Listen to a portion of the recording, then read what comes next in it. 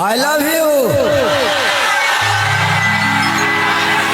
आज हम जौना कॉलेज में बानी, एकरा पहले कई बार आ चुकल बनी अपना भैया के आशीर्वाद लेवे खातिर और वो लोग के प्यार दुलार लेवे खातिर।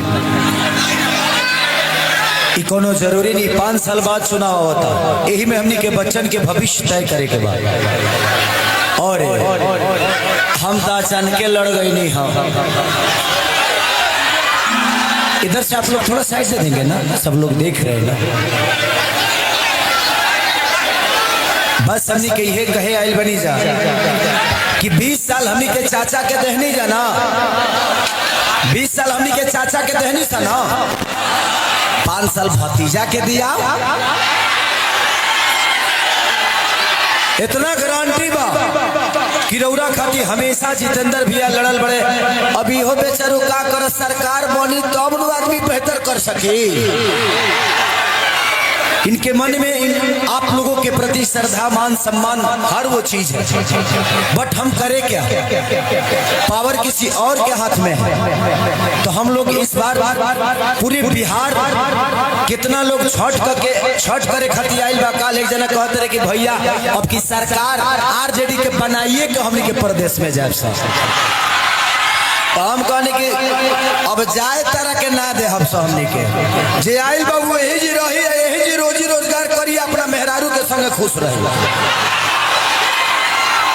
बताओ जितना हमार भौजाई लो बालो हर छठ के दीपावली के त्योहार के कम से कम अपना पति खातिर तरसते न होई सभे।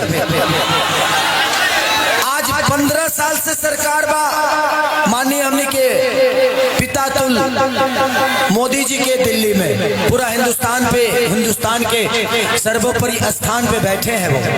लेकिन ये बताइए कि गुजरात में कम से कम 2 लाख कंपनियां लग गई, लेकिन बिहार में इतना दिन में एको गो फैक्ट्री लागल बा।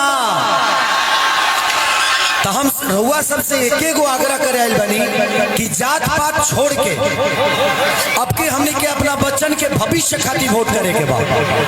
तब की वोट होई ना, वोट कहाँ गिरी? I love you. हमारा के तब पूरा लोग घेर ले बा, केंद्र से लेके जितना हमारे बड़ भाई लोग आशीर्वाद देके हमारे के बड़ा कैले बा, सब जना हमारे पर बोलता रहे। हम निमने बतिया कहता। ई बताई जे मंदिर जरूरी बा, मस्जिद जरूरी बा, गुरुद्वारो जरूरी बा, रोजी रोजगार जरूरी नहीं है।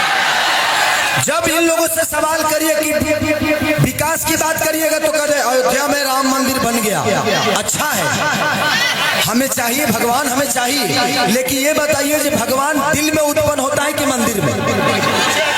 हनुमान जी शारदा हनुमान जी के रहे ना तो सिनेमा फरल है, सीताराम के दिखा दे।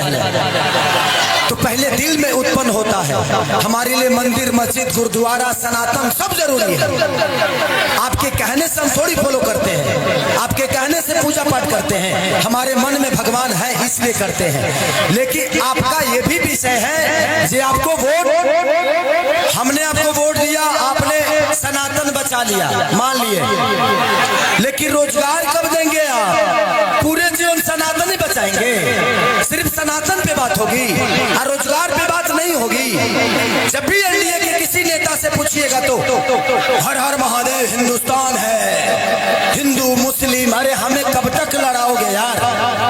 हमें बीजी करो, हमें रोजगार दो।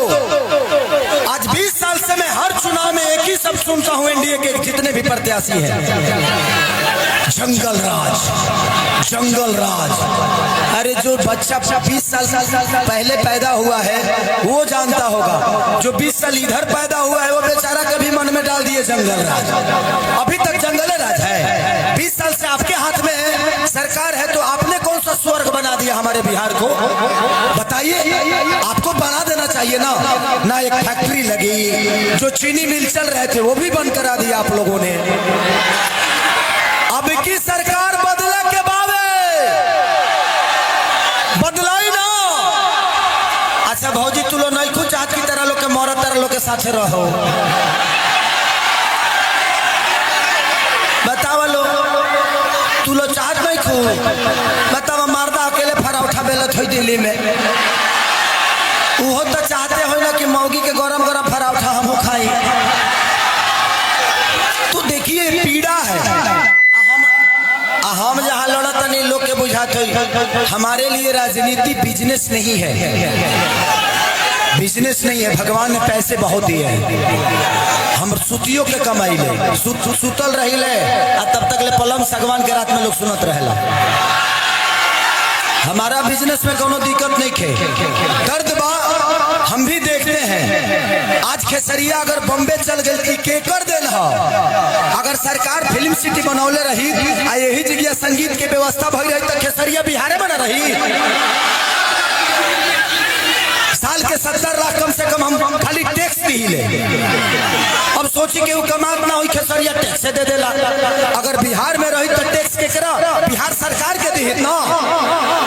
तो सबसे बड़ा हमने क्या की बेरोजगारी पर और तेजस्वी भैया ने और महागठबंधन के सारे नेताओं ने मिलकर ये तय किया है कि कुर्सी पे बैठते ही 2 करोड़ नौकरी मिलेगा, पक्का क्लियर है।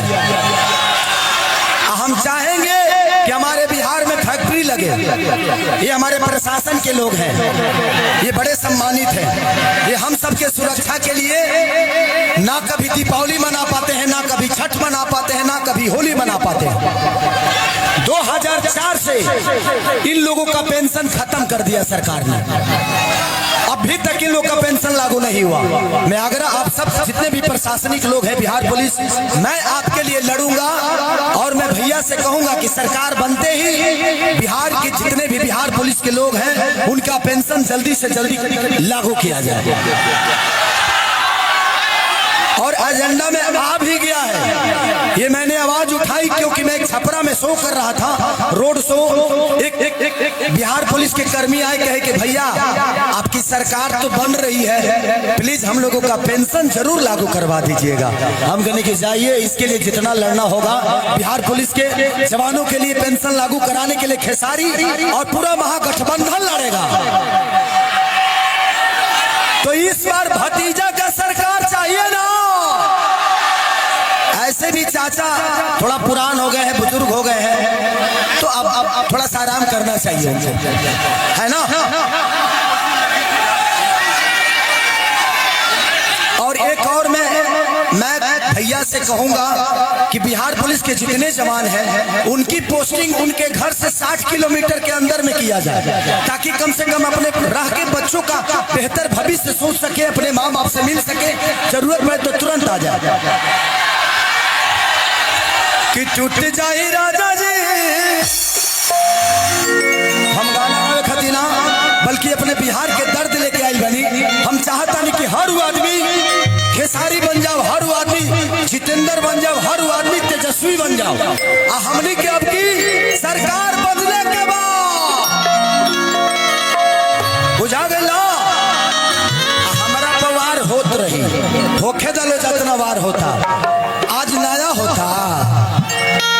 मैंने अपने गरीबी को देखा है, मुझे पता है ये गरीब होता क्या है और गरीबी क्या होती है। तो जब मैं अपने आप को बदल सकता हूँ तो इस बदलाव में मैं चाहता हूँ कि मेरा योगदान हो।